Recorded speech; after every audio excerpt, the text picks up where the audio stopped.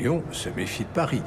On ne serait à moi. Paris a quand même renversé Louis XVI, a pris d'assaut les Tuileries. Paris est une ville frondeuse. Je vous rappelle qu'il y a eu effectivement, puis j'emploie le mot frondeur, la fronde sous Louis XIV, que Paris a été perpétuellement agité. On peut remonter jusqu'à Étienne Marcel.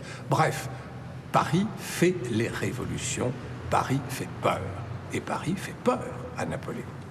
D'ailleurs, au point que par la suite, la première des choses que fera Napoléon et que feront ensuite ses successeurs jusqu'en 1871, ça va être de tenir Paris. C'est un préfet aux ordres du gouvernement qui tient Paris à partir de Napoléon. Si Paris est bien tenu, alors Bonaparte peut devenir l'empereur Napoléon Ier. Le 2 décembre 1804, des Tuileries au Pont-Neuf, du quai des Orfèvres à Notre-Dame, la ville est mise en scène pour l'événement. Napoléon donne à Paris ses nouvelles lettres de noblesse.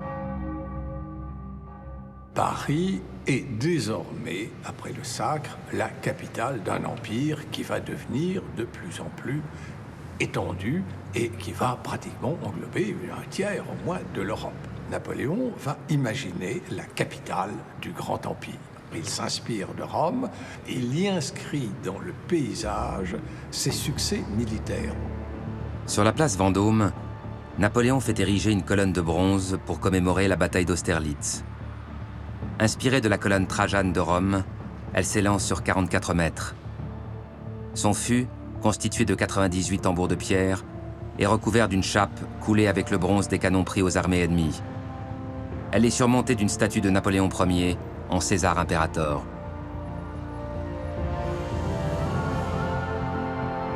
Cette ville que l'empereur honore de ses victoires militaires a pourtant bien d'autres besoins immédiats. Il y a la vie quotidienne, la routine. Paris est une ville sale, une ville pas entretenue, une ville mal éclairée, une ville dangereuse.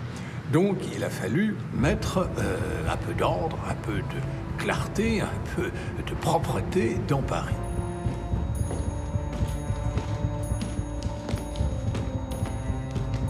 Pourquoi n'avez-vous pas encore abattu le vieux quartier de l'île de la Cité? Ces ruines ne sont bonnes qu'à héberger les rats de Lutèce. Cambacérès, vous devez me donner les moyens financiers de détourner la rivière de l'Ourcq pour la mener en haut de la Villette. De là, les eaux se répandront dans Paris jusqu'aux fontaines.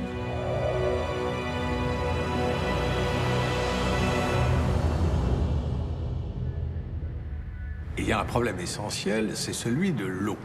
Et la grande idée de Napoléon, c'est d'amener l'eau à Paris. L'eau à Paris, ce sont des porteurs d'eau qui passent dans les rues de Paris en proposant des seaux remplis d'eau. Un seau qui tient 15 litres, c'est un sou. Mais vous payez votre seau d'eau et puis donc vous en faites les usages que vous voulez. Il est incontestable parce qu'il y a très peu de fontaines dans Paris. Donc Napoléon veut multiplier les fontaines et pour cela, il fait venir l'eau de l'Ourcq. Dès 1802, le creusement du canal de l'Ourcq, long de 60 km, marque le début de l'approvisionnement de la ville. Créé en 1808, le bassin de la Villette est le plus grand plan d'eau artificiel de Paris. Il relie le canal de l'Ourcq au canal Saint-Martin. Ce réseau hydrographique alimente les fontaines de la capitale. En même temps, il y a une idée dans les fontaines d'embellissement. On a prévu à la Bastille un éléphant et qui serait une statue monumentale qui, par la trompe, jetterait l'eau, ce qui est une idée extraordinaire et géniale. Cette fontaine n'existera que sous la forme d'une maquette en plâtre. Victor Hugo en fera la demeure de Gavroche dans Les Misérables. Ce qui est la grande idée de Napoléon, c'est d'abord de dresser un grand axe est-ouest qui permettrait une grande percée qui éclaircirait en quelque sorte la ville. Napoléon ordonne le percement de cet axe de communication entre l'est et l'ouest de la capitale.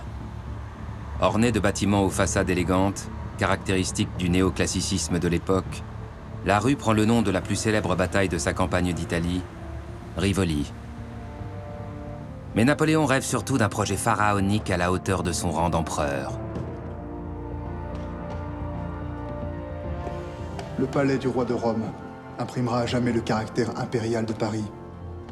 Il sera plus majestueux que le Kremlin de Moscou, supérieur à tous les palais passés et présents. Majesté, nous avons repris les travaux.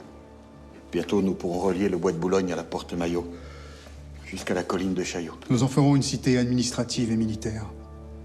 Et la résidence de mon fils, le roi de Rome au sommet de Paris.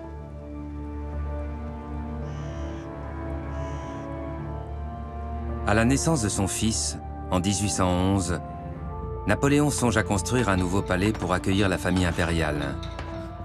Ce palais devait être aussi étendu que celui de Louis XIV et dominer Paris depuis la colline de Chaillot.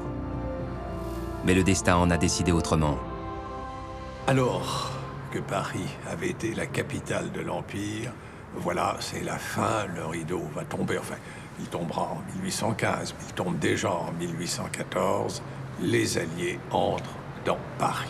Et voilà que cette ville orgueilleuse qui avait dominé le grand empire, dominé l'Europe, se retrouve avec des Cosaques sur les Champs-Élysées qui vont lancer notamment un mot fameux, bistrot.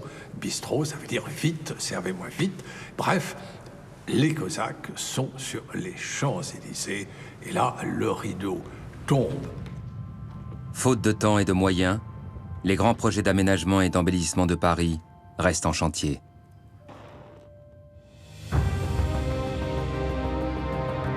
Napoléon marque néanmoins la capitale d'une empreinte monumentale. En l'honneur de sa grande armée, l'empereur fait bâtir l'Arc de Triomphe et l'église de la Madeleine. Dans le quartier Vivienne, il entreprend aussi la construction du palais Brongniart, futur siège de la Bourse. Sous l'impulsion de Napoléon, les Champs-Élysées ne sont plus seulement un lieu de promenade, mais deviennent une avenue magnifique. Dans cette première moitié du XIXe siècle, la ville assiste à la naissance d'un quartier qui attire les écrivains, les peintres et les musiciens dans le 9e arrondissement, la Nouvelle Athènes. Paris devient alors la capitale du romantisme. Les plus grands artistes de l'époque se réunissent chez le peintre Ary Scheffer. Parmi les intimes du peintre, on trouve notamment les écrivains George Sand et Ernest Renan, le compositeur Frédéric Chopin ou le poète Alphonse de Lamartine. Salué par toute sa génération, Lamartine occupe une place à part dans la vie parisienne. En 1830, il se lance en politique à une époque où Paris est en proie à ses vieux démons rebelles.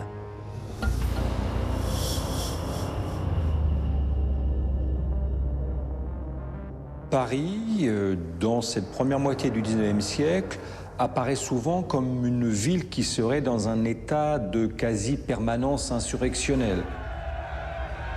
Le vieux cœur de Paris s'enflamme périodiquement. Le quartier de l'Hôtel de Ville reste l'un des foyers les plus importants des révoltes populaires.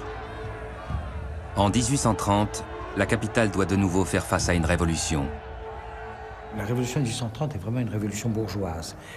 Ce sont les bourgeois qui demandent une plus grande liberté, banquiers, commerçants. Là, on voit bien que ce sont eux qui portent cette révolution contre l'autoritarisme assez bête de Charles X. Les images de barricades de 1830 montrent en général que même sur la barricade, il y a toujours un respect des différences de classe. C'est pas le peuple qui commande, mais c'est le peuple qui obéit. Qui est au sommet de la barricade? Le bourgeois. Le bourgeois qui peut être le polytechnicien, qui peut être l'étudiant, donc le jeune bourgeois certes, mais le bourgeois quand même. C'est lui qui dirige la manœuvre, c'est lui qui montre là où il faut tirer, c'est lui, surtout quand il a un uniforme, ce qui est le cas du polytechnicien, qui incarne donc en fond le commandement et donc le respect de l'ordre. Quant au peuple, eh bien il obéit. En 1830, par exemple, le mot de démocratie est encore un mot qui fait peur.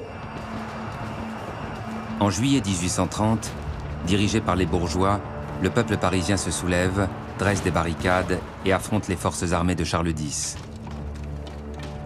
Après une longue période d'agitation parlementaire, le roi cherche à rétablir la monarchie absolue. En réaction, la révolte se transforme en une révolution, connue sous le nom des Trois Glorieuses. Première chose, comment appeler une révolution en faisant l'économie du mot de révolution, qui est un mot qui est toujours un peu inquiétant. D'où l'expression les Trois Glorieuses, qui précisément n'utilisent pas le mot de révolution.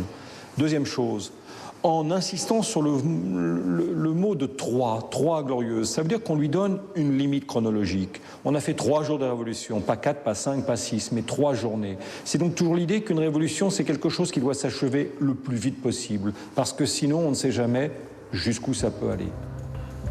Cette révolution de 3 jours balaye le roi Charles X, condamné à l'exil. La monarchie de Juillet succède à la Seconde Restauration. Louis-Philippe se fait proclamer roi des Français par la Chambre des députés.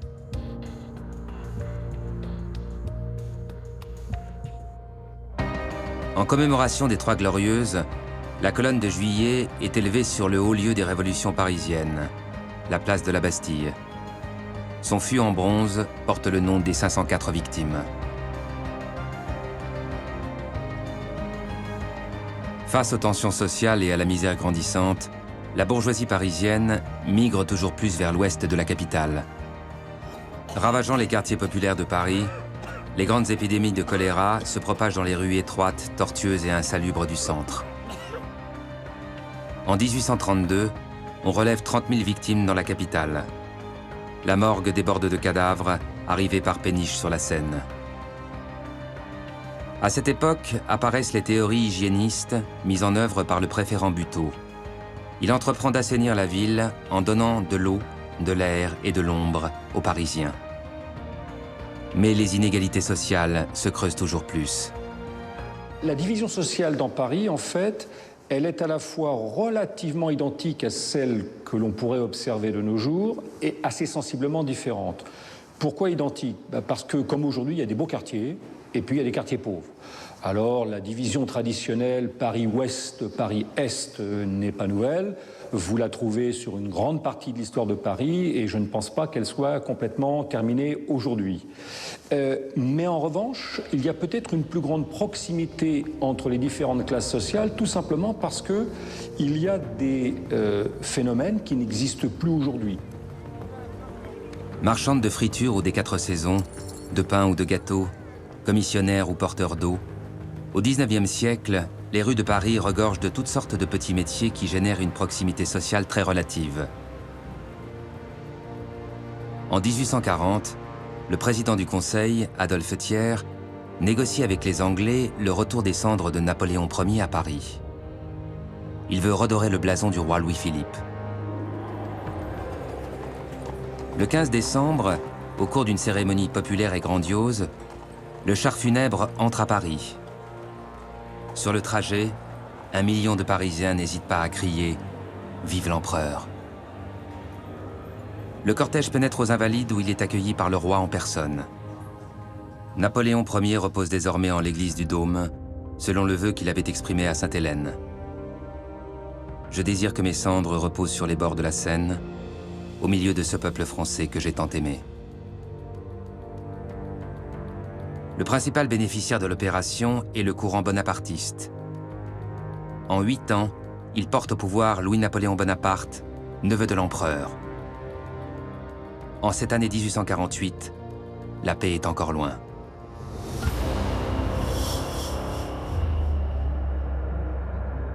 « 1848 est un événement qui a beaucoup traumatisé les contemporains parce que ça se passait pendant la République et que la République était censée être un idéal de liberté, d'égalité, mais en 1848, le terme qui est le plus mis en avant en quelque sorte, c'est celui de fraternité.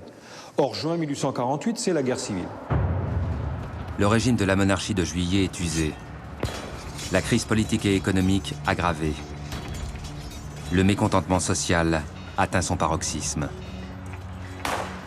Sous l'impulsion des libéraux et des républicains, le peuple de Paris se soulève à nouveau et parvient à prendre le contrôle de la capitale. Cette révolte est une menace pour le pouvoir en place. Les classes prolétaires et marginales sont décrites comme des sauvages dans la cité. La révolte va durer 3-4 jours environ, de combats extrêmement violents. peut-être 3000, peut-être 4000 morts, on a changé d'échelle. On n'est plus dans une révolution de quelques dizaines ou quelques centaines de morts. Là, on est véritablement dans un changement d'échelle au point de vue d'un véritable massacre, et y compris d'un massacre d'ouvriers qui ont été faits prisonniers et qui seront fusillés sans jugement.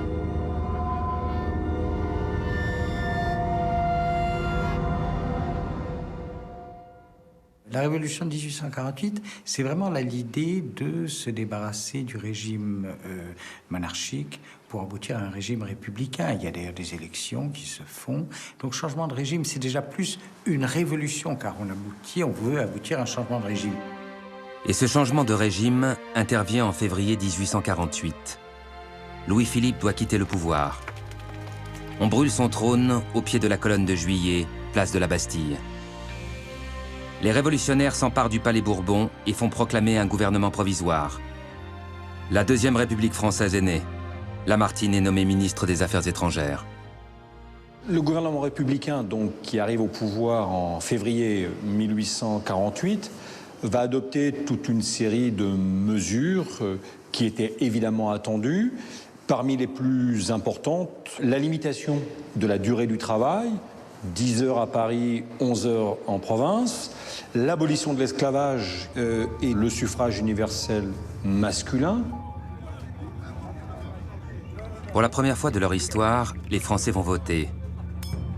À l'élection présidentielle de décembre 1848, Louis-Napoléon Bonaparte devient le premier président de la République. Mais 4 ans plus tard, à la faveur d'un coup d'État, la Deuxième République cède la place au Second Empire. Napoléon III monte sur le trône. En 1870, après 6 mois de guerre intense avec l'Allemagne, la France est défaite. Alors que Paris tente de reprendre son souffle, les Prussiens sont à nouveau aux portes de la capitale. Les Parisiens sont à bout de force. L'état d'esprit des Parisiens à la veille de la Commune est marqué fondamentalement par l'expérience terrible du siège de plusieurs mois face aux Prussiens. Cette expérience du siège laisse un peuple parisien marqué par cette défense nationale. Ils ont beaucoup donné pour la défense de Paris.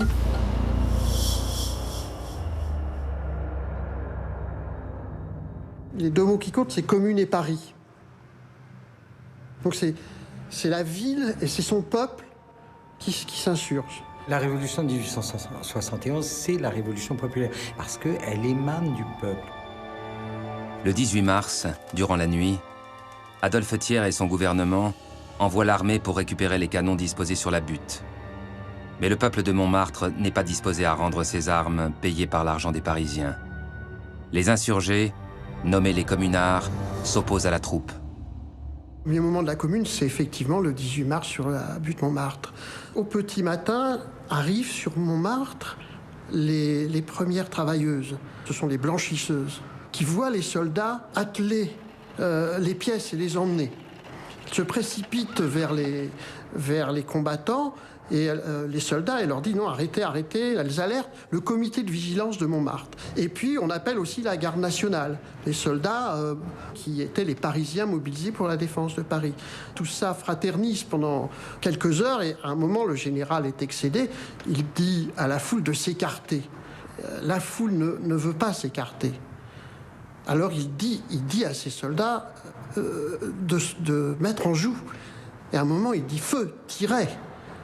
Et c'est dans ces secondes-là que bascule une révolution, parce que les soldats ne tirent pas. Ils mettent la crosse en l'air. L'armée de Thiers, que l'on appelle les Versaillais, est constituée de 130 000 soldats expérimentés.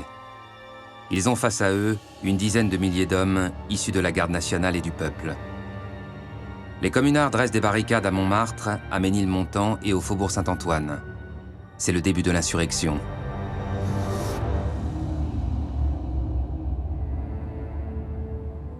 Le peuple se précipite aussi aux Tuileries et les occupe comme signe de destruction de l'ordre. Les communards avaient fait écrire dans la salle du trône, la salle impériale par excellence, cette grande banderole « Peuple, tu es ici chez toi, tout l'or qui t'environne t'appartient puisqu'il vient de ta sueur ». L'idée que le produit du travail doit revenir aux travailleurs est au cœur de l'idéal de la commune. La Commune de Paris prend d'assaut l'hôtel de ville et en fait son quartier général. Les insurgés élisent une assemblée au profil très populaire. On y voit surtout des ouvriers, des employés ou des instituteurs. Les communards proclament toute une série de mesures révolutionnaires. Instruction laïque gratuite et obligatoire, organisation du travail et surtout séparation de l'Église et de l'État.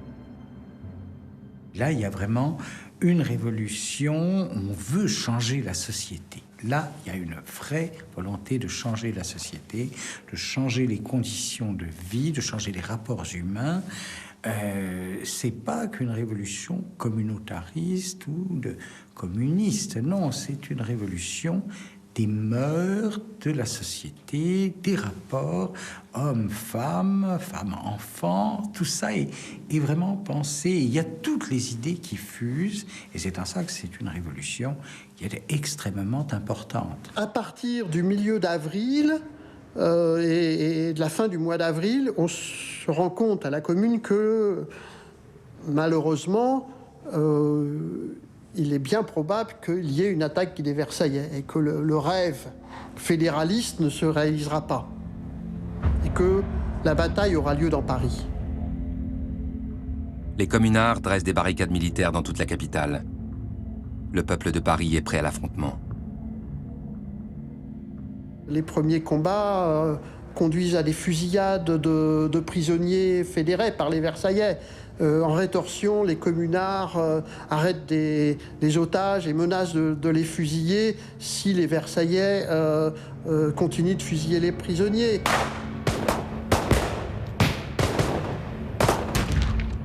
Il y a maintenant une force de plus de 200 000 hommes, 2 à 300 000 hommes, qui est prêt à attaquer Paris. À partir d'un certain moment, Paris est bombardé tous les jours. Le dimanche 21 mai commence la semaine sanglante. Face à la conquête rapide de l'ouest parisien par les Versaillais, les communards se replient dans leur quartier historique pour en défendre chaque rue. Les barricades cèdent peu à peu.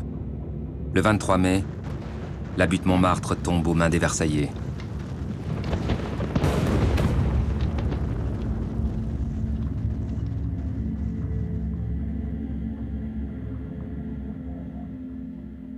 On fusille partout. On fusille sur les barricades. Les combattants qui sont faits prisonniers, ça c'est absolument systématique. Mais on rafle aussi dans Paris, suivant des critères tout à fait flous. On est enchaîné, on remonte du Châtelet le long de la Seine et on arrive à la caserne Lobau. On ferme la porte. Et la fusillade commence instantanément. C'est-à-dire qu'on ne prend même pas le temps d'aligner les gens au mur. On les tire comme des lapins. Et puis, 10 minutes après, arrive la fournée suivante. Et ça dure pendant 4 jours. On estime qu'il y a 2 à 3 000 personnes qui ont été exécutées dans la caserne Lobau. Paris mutilé sombre dans le feu et le sang. On dit Paris n'a pas été démoli, n'a pas connu de tremblement de terre, n'a pas connu d'inondation, n'a pas très peu. Paris s'est construit sur elle-même. Les plus grosses destructions sont celles de la commune. Il n'y a pas de doute. Les incendies allumés par les communards, ça détruit une partie de Paris. Le feu détruit des monuments importants, comme le palais des Tuileries, le palais de justice ou la cour des comptes. Le Louvre est miraculeusement épargné, mais les arcades de la rue de Castiglione s'effondrent. L'hôtel de ville est délibérément brûlé. Il n'en restera que les murs et les cheminées. Seule Belleville résiste encore. Belleville est bien sûr symbolique là, de la résistance de la commune. C'est le dernier îlot combattant, encore le 26, 27, 28, 29 mai, jusqu'au dernier jour. Ils se battent là.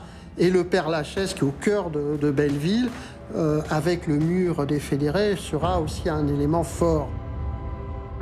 Malgré des foyers de résistance à Ménilmontant et à Belleville, Paris la rebelle est reconquise. Les combats de rue s'achèvent au cimetière du Père-Lachaise. Le mouvement populaire de la Commune est l'une des plus graves crises de l'histoire de la capitale. Jamais le sang n'a autant coulé dans Paris. On discute encore de combien il y a de morts. Les estimations vont d'une fourchette de 8 000 à plus de 30 000. On ne saura jamais. Ce qui interroge beaucoup avec la semaine sanglante, c'est comment nous, Français, mais plus spécifiquement Parisiens, avons-nous pu nous livrer à un massacre d'une telle ampleur alors que nous sommes censés être, avec beaucoup de guillemets, le phare de la civilisation. Donc, pour les esprits, c'est terrible. En fait, c'est la révolution du feu et du sang. Mais la révolution, en même temps, des idées qui vont continuer jusqu'à nos jours.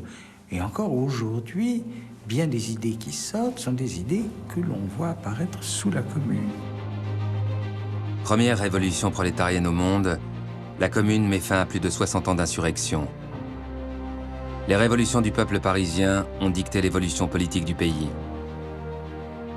Il faudra désormais attendre un siècle pour que des barricades ressurgissent dans la capitale. Un certain mois de mai 1968. En 1873, le pouvoir conservateur rétablit l'ordre moral. L'Assemblée nationale décrète la construction de la basilique du Sacré-Cœur pour expier les crimes de la Commune.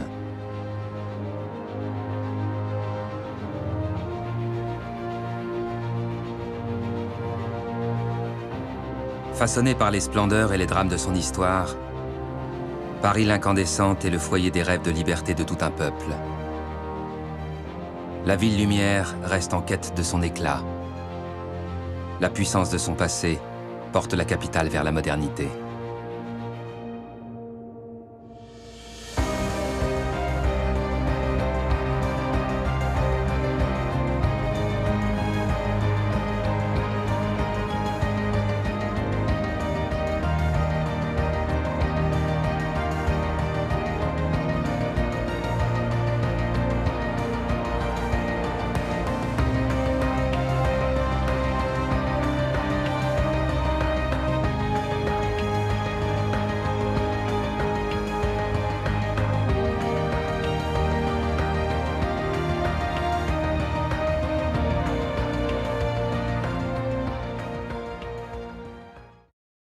Votre soirée sur les chaînes Planète Plus. Sur Planète Plus. Sur Planète Plus Crime. Sur Planète Plus Aventure. Bonne soirée sur les chaînes Planète Plus. En 5000 ans d'histoire, Paris s'est forgé un destin capital. Théâtre de 3 révolutions et de 2 empires, la ville a renversé l'autorité royale qui l'a façonnée et soumise. Malgré son statut de capitale de la liberté et des droits de l'homme, Paris étouffe sous son insalubrité et sa misère. Avec les grands travaux d'Haussmann et sa renommée artistique, Paris entre fièrement dans l'ère moderne. À l'aube du 3e millénaire, la capitale se rêve en Grand Paris. Aujourd'hui, la métropole se lance un nouveau défi. Poursuivre son évolution en harmonie avec son patrimoine prestigieux et l'identité cosmopolite de son peuple.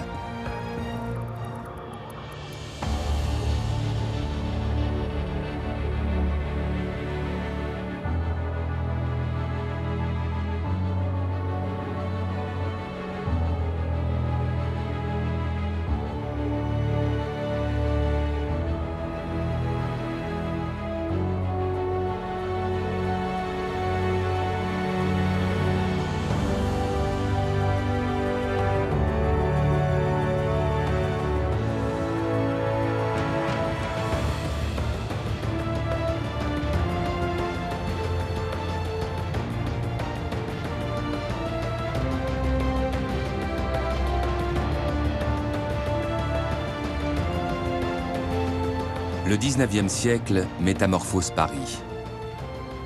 La révolution industrielle force la capitale à revoir ses plans. Grâce à ses importantes manufactures et l'arrivée du chemin de fer, Paris attire une population de plus en plus nombreuse. L'exode rural fait exploser le paysage urbain. À Saint-Lazare, à Montparnasse, à l'est ou au nord de la ville, les gares brassent chaque jour plusieurs dizaines de milliers de personnes. Capitale en effervescence, la population parisienne atteint le million d'habitants. Confinée dans les ruelles étroites, la ville suffoque. il y a l'industrie capitaliste nouvelle à Paris et en France qui vient d'Angleterre et qui amène beaucoup de gens dans Paris, qui amène une surpopulation soudain dans Paris, et tout ça dans des conditions effroyables. On dit que dans les taudis, on dormait jusqu'à 20 dans une chambre. Ces afflux massifs de travailleurs plongent certains quartiers de la capitale dans la misère. La population s'entasse dans des conditions de vie inhumaines. Avant l'arrivée d'Haussmann, c'est-à-dire 1853, Paris est dans un état du Moyen-Âge, en fait, quasiment, en particulier le centre de Paris. Paris n'a pas d'arbres, l'eau est complètement viciée, il y a très peu d'eau, en fait, par rapport aux Parisiens. Près de la manufacture des Gobelins, autour de la Bièvre qui sillonne le faubourg Saint-Marcel, les ateliers des tanneurs et des teinturiers répandent des odeurs pestilentielles. L'insalubrité de Paris s'était particulièrement révélée en 1832, au moment de la grande épidémie de choléra, qui avait fait des dizaines de milliers de morts à Paris, et en particulier dans les quartiers centraux, et notamment dans le quartier autour de l'Hôtel de Ville. Là se dressaient à ce moment-là des théoriciens qui vont parler d'hygiénisme, de qualité de vie, d'imaginer des nouvelles villes.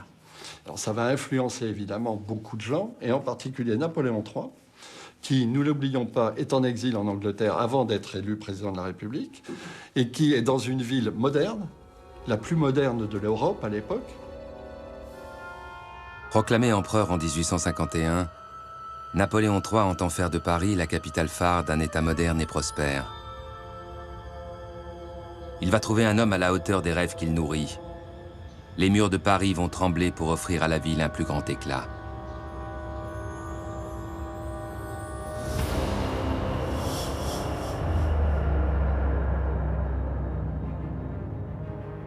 Napoléon III confie les clés de la capitale au nouveau préfet de la Seine, le baron Haussmann.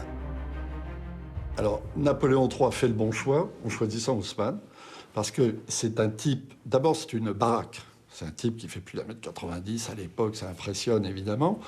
Ensuite, c'est un administrateur qui est absolument intègre, qui a une capacité de travail gigantesque et phénoménale. Tout le monde dit, c'est effroyable, on passe à 1h du matin, la lumière à l'hôtel de ville, Haussmann travaille.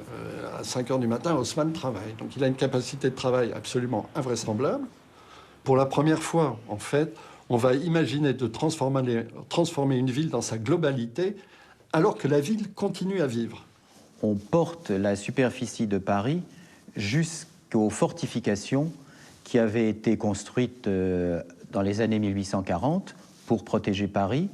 Et c'est donc les communes qui étaient intégrées à l'intérieur de ces fortifications qui est annexée en 1860, portant donc la superficie de Paris pratiquement au double de celle d'origine. C'était une volonté claire et nette de Napoléon III de faire un grand Paris. En 1860, l'annexion des villages d'Auteuil, de Passy, des Batignolles, de Montmartre ou de Belleville porte à 20 le nombre d'arrondissements de la capitale. Il est temps de se renouveler de fond en comble.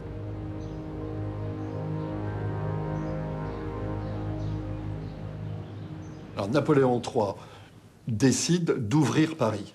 La mission qu'il a donnée d'ailleurs à Haussmann, c'est donner de l'air, de l'eau et de la lumière. On va détruire 30 000 immeubles dans les 17 années. Ça fait quand même 2000 immeubles par an. Imaginez aujourd'hui dans Paris. Donc 30 000 immeubles seront détruits, mais il faut dire que ce sont pour l'essentiel, pour 99%, ce sont des immeubles totalement insalubres. Haussmann s'attaque d'abord à l'île de la Cité. Étudiant, il l'a traversée avec dégoût pour aller faire son droit sur la rive gauche. Le cœur historique de la ville n'est plus qu'un immense chantier. La préfecture de police et le tribunal de commerce remplacent les maisons délabrées et les cabarets sales du quartier. Le plus ancien hôpital de la ville, l'Hôtel-Dieu, est entièrement reconstruit. Le dégagement du parvis de Notre-Dame révèle l'immense beauté de la cathédrale.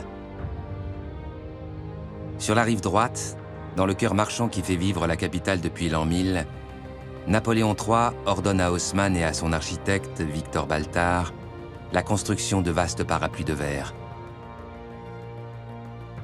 Les halles de Baltard, qui ont été malheureusement détruites en 1970, étaient un monument absolument somptueux et qui ferait aujourd'hui un centre d'animation, que ce soit commercial ou culturel, éblouissant. Le marché des Halles centrales est le ventre de la ville et de sa région. Mais il approvisionne aussi plus de 20% du marché national. De jour comme de nuit, la foule des Parisiens se bouscule au milieu des étalages de nourriture, dans un foisonnement de couleurs et d'arômes. Les Halles forment un monde à part, où se côtoient commerçants et clients, marginaux et petits bourgeois. Une multitude de petits métiers aujourd'hui disparus animent les rues. Une telle concentration d'activités ne manque pas de poser d'énormes problèmes de circulation. Pour désengorger le tissu urbain de la capitale, l'option qui est prise par Napoléon III et Haussmann n'est pas d'élargir les voies existantes, comme cela avait été tenté dans les périodes antérieures, mais de percer de nouvelles voies à travers les îlots eux-mêmes. Et donc, il dessine sur une carte 2 grands axes parallèles de part et d'autre de la Seine, du cours de la Seine, et une droite, en fait, qui va du sud au nord jusqu'à Sébastopol, en fait, qui sera Sébastopol. Et à partir de là, Haussmann va traiter complètement Paris, comme ça, autour de ces 2 axes, qu'on appelle le grand axe, d'ailleurs, en fait, et qui sera la trame, en fait, sur laquelle va s'appuyer toute la transformation de Paris par la suite. Pour financer ces travaux pharaoniques, le budget alloué par Napoléon ne suffit pas. Haussmann doit faire appel à des investisseurs privés afin de trouver plus d'1 milliard de francs. Il tente sa chance auprès des frères Pereire, riches banquiers fondateurs du crédit immobilier. L'avenir de la capitale est entre leurs mains.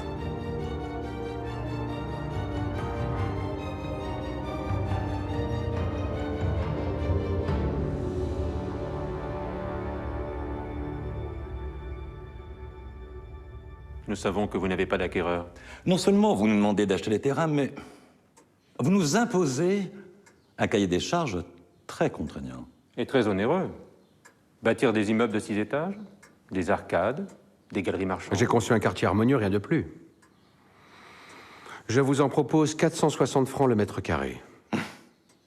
À ce prix, c'est l'assurance d'une plus-value considérable. Un risque considérable aussi. La fièvre des chemins de fer qui a fait votre fortune s'est assagie. Il est grand temps d'investir dans la pierre. L'amitié de l'empereur et de futures commandes publiques valent bien ce prix. 400 francs.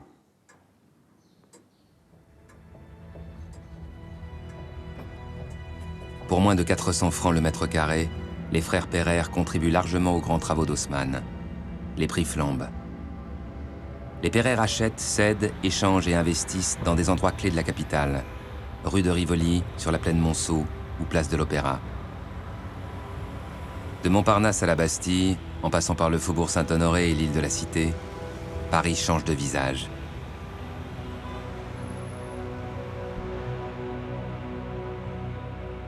Le percement de l'avenue de l'Opéra permet à l'empereur d'accéder directement de sa résidence des Tuileries au majestueux édifice de Charles Garnier, symbole de la grandeur du Second Empire.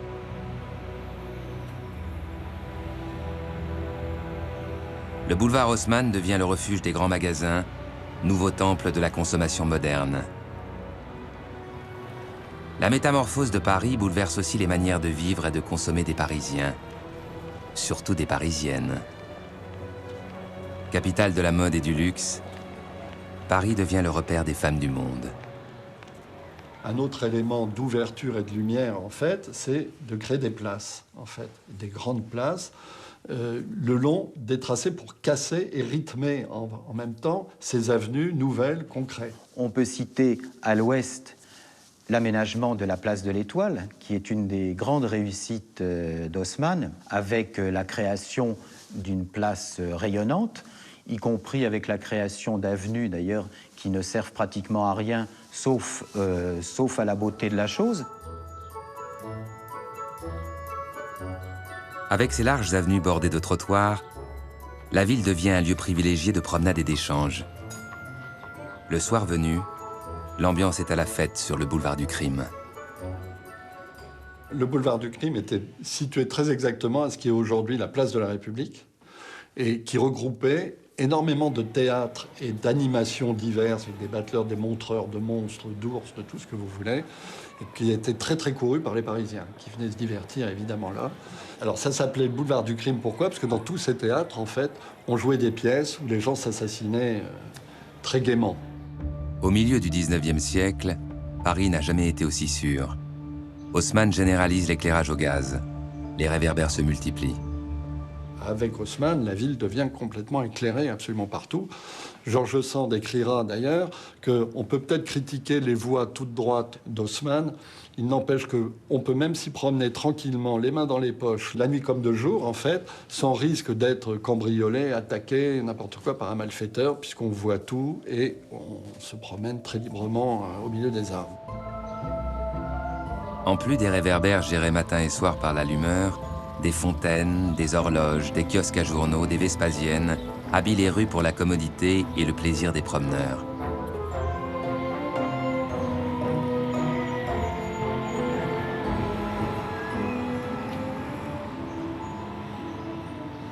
Flâner dans Paris, c'est vivre, écrit Honoré de Balzac, qui avait l'habitude d'arpenter les grands boulevards jusqu'à l'aube. C'est une époque où on redécouvre la verdure dans la ville. Haussmann et Alphand, son ingénieur des parcs et des jardins, vont planter plus d'1 million d'arbres dans la ville de Paris, en comptant le bois de Vincennes et le bois de Boulogne. Les Parisiens peuvent aussi flâner dans de nombreux jardins. Ils sont parfois artificiels, comme au but de Chaumont. On est sur un dépôt d'ordures, ancien gibet, et on va en faire un parc absolument mirifique, comme on faisait à l'époque, tout en faux, tout en toc, et absolument magnifiquement réussi. Dans le 19e arrondissement, ce parc de 25 hectares est l'un des plus grands espaces verts de la capitale. C'est une respiration nouvelle pour les Parisiens.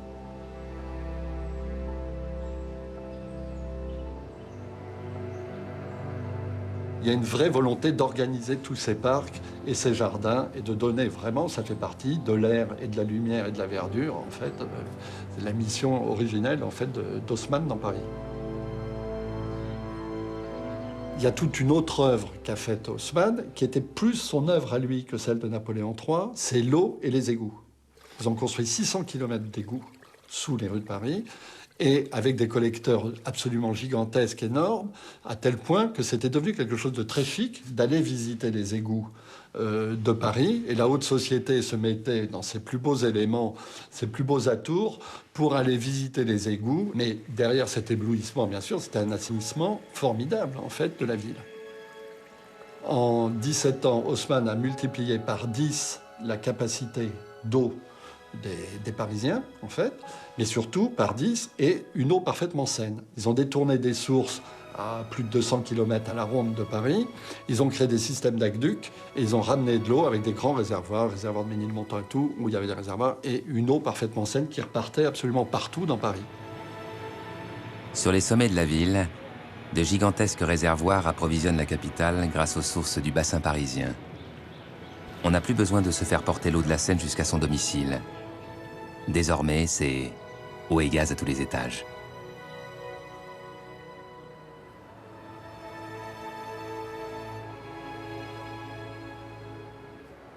Alors qu'une nouvelle capitale voit le jour, Victor Hugo, l'un des plus farouches adversaires du baron Haussmann, s'éteint.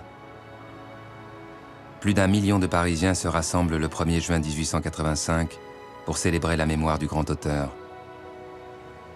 Les obsèques nationales de l'académicien constituent la plus importante manifestation jamais tenue dans les rues de Paris. De l'Arc de Triomphe à l'église du Panthéon, une foule recueillie suit le corbillard des pauvres. Dans le cercueil repose la dépouille de l'homme qui incarne l'âme de la capitale. Il va s'agir de restituer au Panthéon la fonction que les révolutionnaires avaient voulu lui attribuer, aux grands hommes, la patrie reconnaissante.